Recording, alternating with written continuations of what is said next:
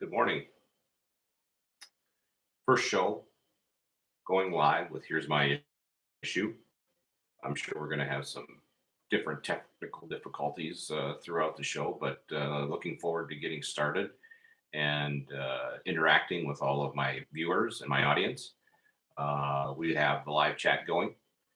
Tomorrow we'll have the phone number up, and uh, looks like I am live, getting things going.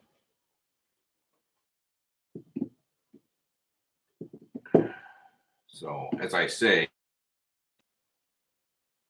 we will have some technical difficulties going on, so bear with us. The show will only get better from here.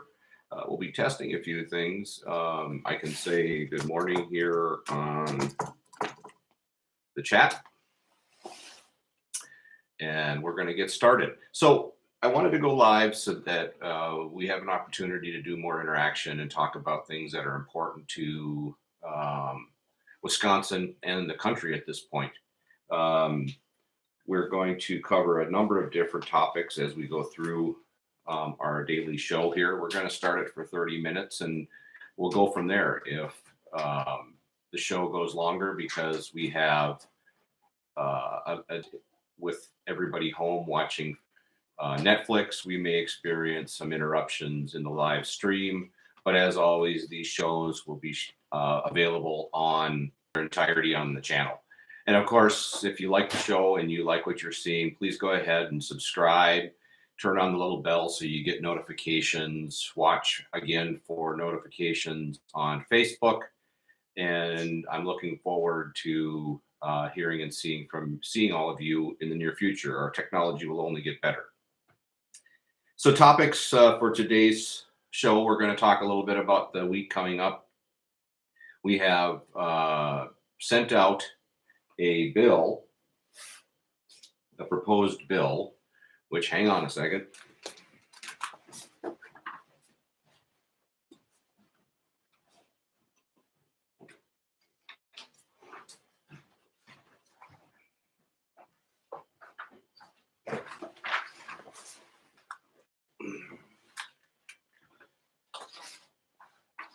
Which we're going to use the old-fashioned style, putting these things up on the screen for right now because we still haven't figured out how to get that done. Looks like we're up to 3 viewers so far. Excited about that. So I have sent out a bill to the Assembly, and this bill is really meant to address some of the shortcomings with what has been provided by the federal government and the lack of response from the Assembly. We should see more leadership from the Assembly on this. And to be honest with you, we should see more leadership from people who are running for office, Tom Tiffany and Tricia Zunker as an example, and our current in-place representatives from the federal government.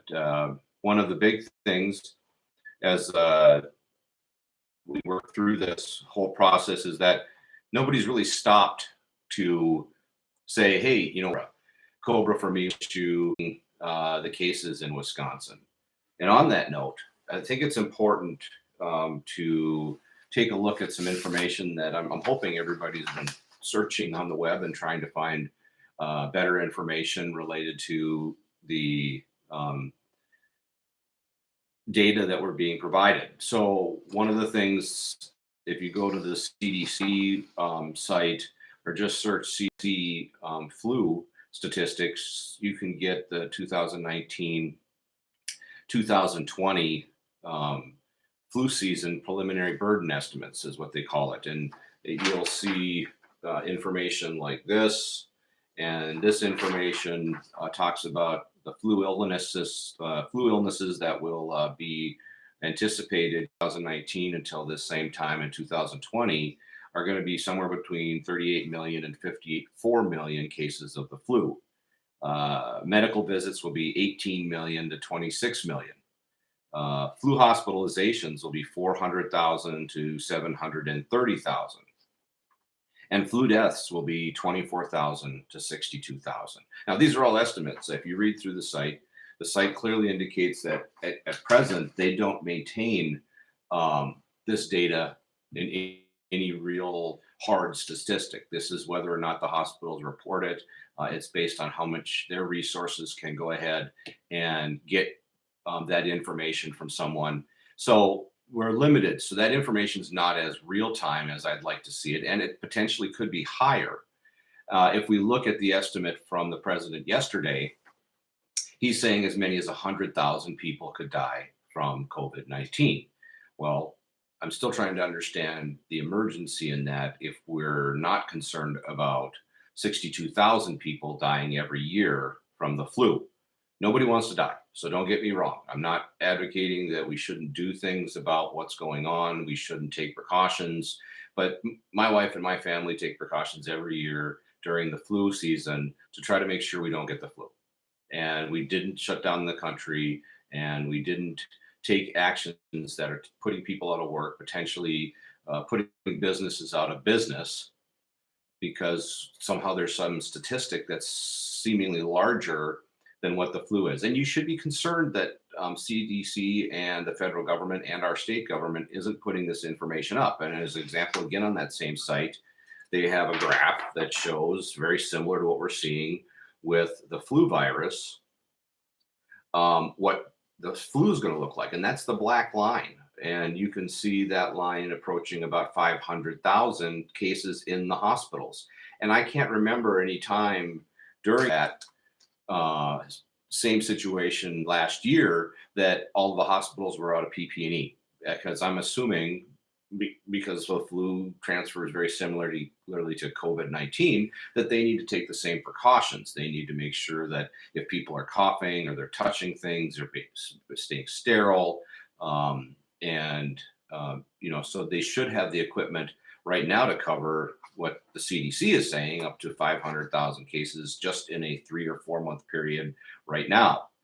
And we're not getting any data on what that looks like in the hospitals right now. I mean, so do we have that kind of load on our hospitals here in Wisconsin, or do we have that kind of load? We're not seeing data on how many hospitals are overrun, how many hospitals are still available, any of that information. And then if you take a look at what was reported here this morning or last night, the red number is the number of cases in the United States at 122,000.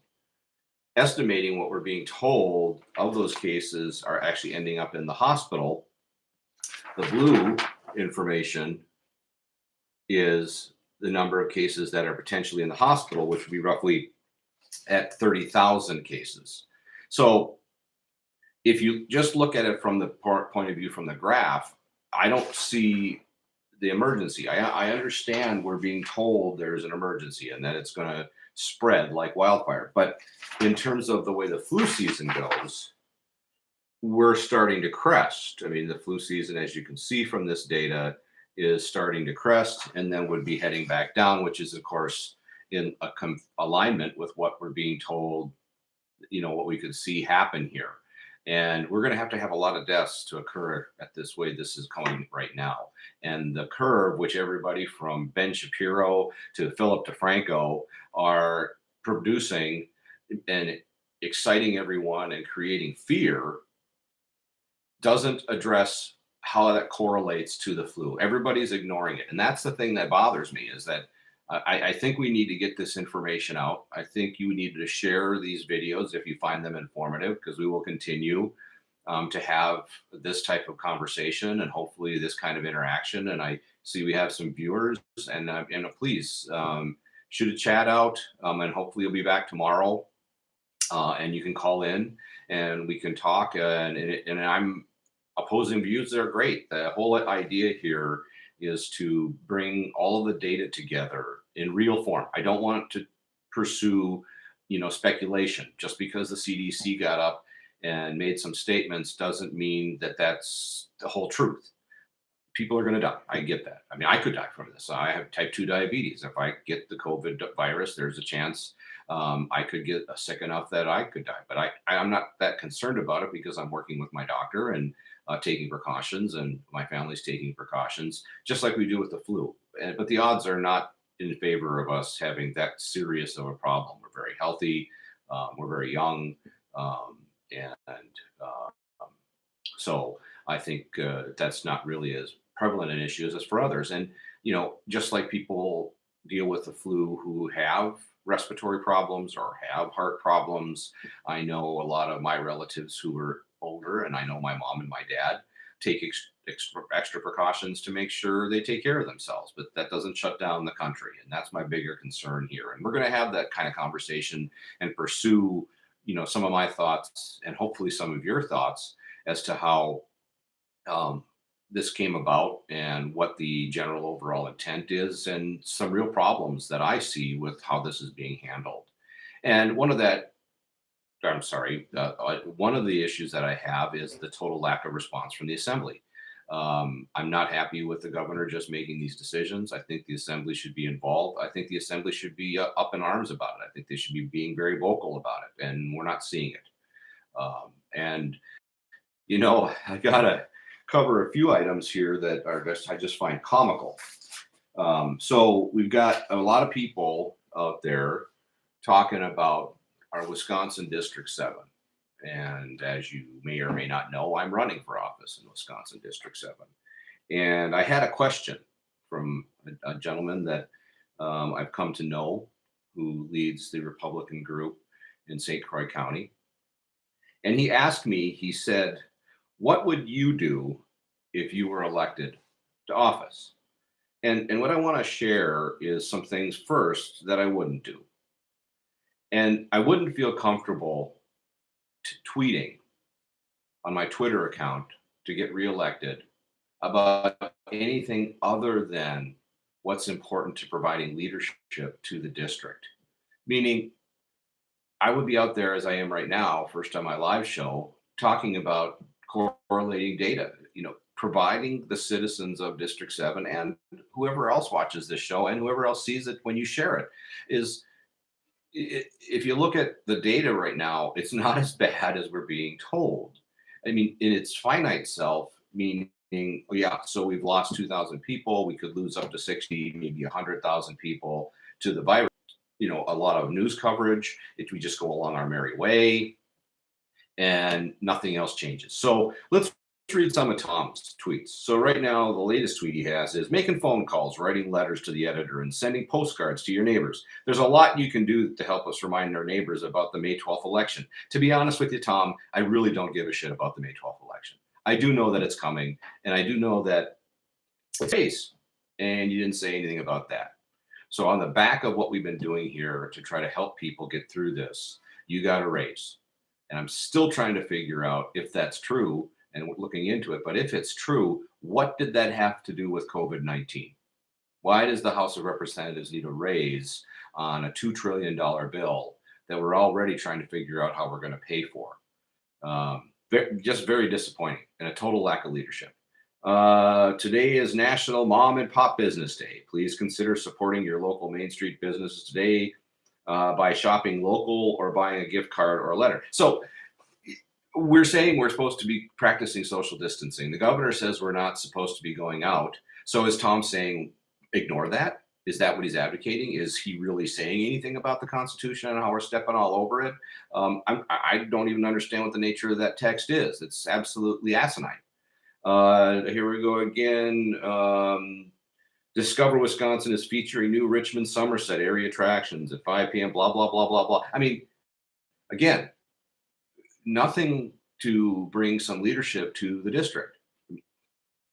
Today is the perfect day to request your absentee ballot. I mean, it just goes on and on and on with Tom. I mean, could we get some real data from Tom on this, or are we just going to continue to see this fluff that says nothing and distracts from the idea that, hey, Tom, did you want to talk about the fact that you should have got out there and did something about that raise, or you just don't care and you hope everybody doesn't find out about it because maybe somebody who, like me in a debate is going to throw it out there and say, that's the kind of leadership we're going to see from you and if Tricia Zunker, by some strange chance, was able to win this May 12th election, I would imagine she's still going to run for the general election.